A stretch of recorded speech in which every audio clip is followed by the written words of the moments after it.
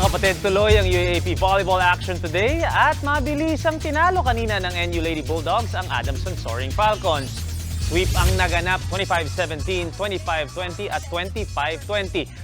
Pinangunahan ng Lady Bulldogs ni setter Camila Lamina na may 17 excellent sets. Umakyat sa 2-1 ang record ng NU at tied na ngayon sila kasama ang Lasal at FEU. Ang Adamson naman bumagsak sa 1 and 2.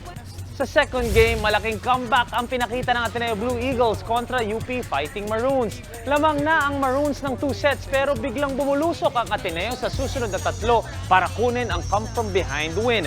Nanguna para sa Blue Eagles si Lian De Guzman na nagtala ng 14 points on 14 attacks, 5 blocks and 1 ace. What's up mga kapatid? It's your sports Tito Mike Reyes. Huwag magpahuli sa mga umaaksyong bakbakan at harapan sa loob at labas ng bansa. Para sa mga pandiin ng sports news, mag-follow at mag-subscribe sa social media pages ng News 5. Peace and love.